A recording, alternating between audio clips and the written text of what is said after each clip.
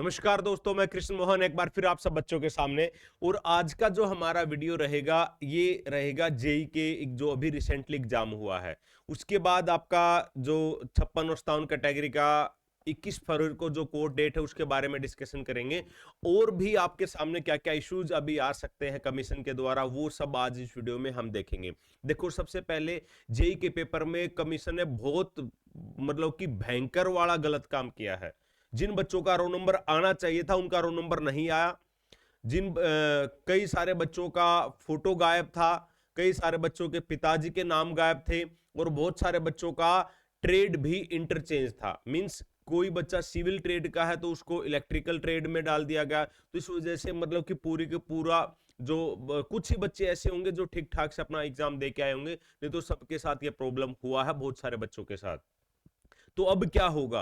होगा क्या? अब इसके ऊपर केस होगा क्योंकि उन बच्चों ने ग्रुप भी बना लिया है, वकील से भी बात कर लिया गया है। तो अब कोर्ट में केस होगा और फिर वही आपका रिजल्ट रुक जाएगा जेई की भर्ती का। तो ऐसे करके लंबा सब कुछ चलने वाला है। तो कमीशन को इस बात के ऊपर ध्यान देना चाहिए। भाई, आप लोगों ने कहां से पोर्टल बनाया है? अब तो ये सरकार इलेक्शन के दबाव में, लोकसभा के इलेक्शन के दबाव में एकदम से इतना भर्ती के ऊपर भर्ती, नौकरियों के ऊपर नौकरी, बिल्कुल आप लोगों ने कहर ढा दिया है। आज से 4 साल पहले तक कहां थे आप लोग? अगर चाहते तो हर साल एक अच्छे तरीके से निकाल सकते थे। और इंडिया में सबसे वर्स्ट पोर्टल हरियाणा वालों का है, सबसे खराब पोर्टल इनका। कभी हम लोगों ने डॉक्यूमेंट अपलोड किए तो इनको वो मिलते नहीं है, मिलते हैं तो किसी के नाम पर किसी और के डॉक्यूमेंट मिल जाते हैं। तो सबसे पहले तो भाई हरियाणा सरकार को या कमीशन को पोर्टल के ऊपर वर्क करना चाहिए ताकि बच्चों को परेशानी ना हो। अब बात करेंगे, सेम चीज आपका कॉमर्स ग्रुप के साथ भी होगा, क्योंकि अब चीजें तो वही है ना, जल्दबाजी है। इतना जल्दबाजी ये लोग कर रहे हैं कि भी उस जल्दबाजी में बहुत सारे बच्चों का हक रह जाता है। अब उनका हक रहेगा तो वो कोर्ट में जाएंगे, तो फिर वो भर्ती वापिस से वही लटकती रह जाएगी। तो कॉमर्स ग्रुप वाले बच्चे भी अपना ध्यान दे। जैसे ही आपका एडमिट कार्ड जारी हो तो सब बच्चे इकट्ठे होके मतलब एक साथ अगर अपनी आवाज को उठाओगे तो ज्यादा बेहतर होगा।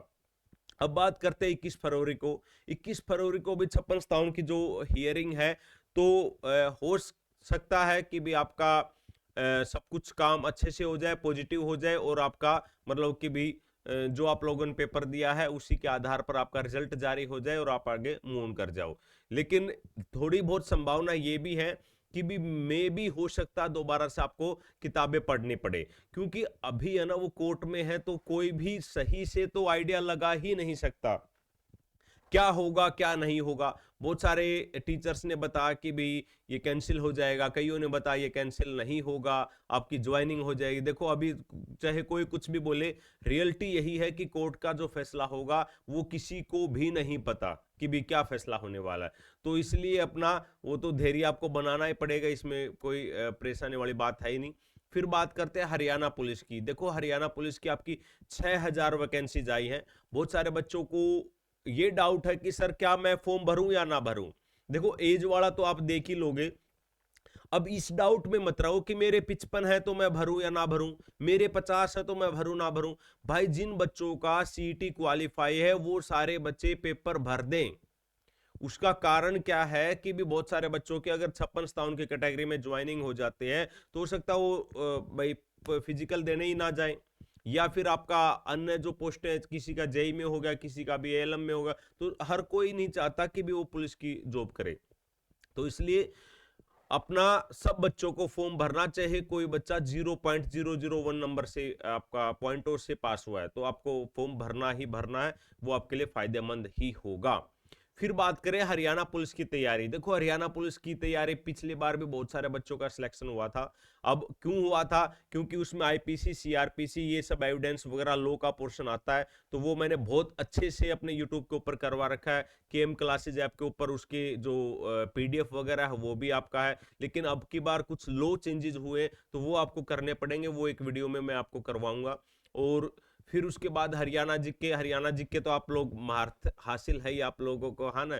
तो जीएस वगैरह इसमें एग्रीकल्चर और एनिमल हस्बेंड्री के एक बार बहुत ज्यादा क्वेश्चंस आ गए थे, 20 से 22 क्वेश्चंस, लेकिन बाद में आपके 6-7 पर ही रह जाते हैं।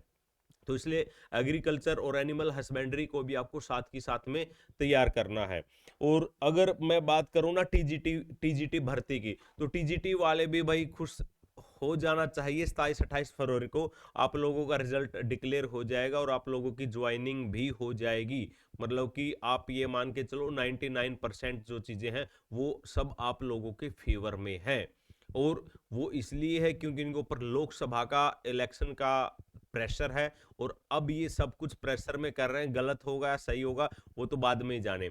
तो जिन बच्चों ने चैनल को सब्सक्राइब नहीं किया वो चैनल को जरूर सब्सक्राइब करें, और जो आपके ऑथेंटिकेटेड जो अपडेट्स हैं उसे जुड़े रहिएगा।